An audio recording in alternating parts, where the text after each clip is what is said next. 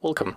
In front of me I have TCL 20 Pro, and today I'll show you how you can check your battery temperature. We are going to use external application from the Play Store.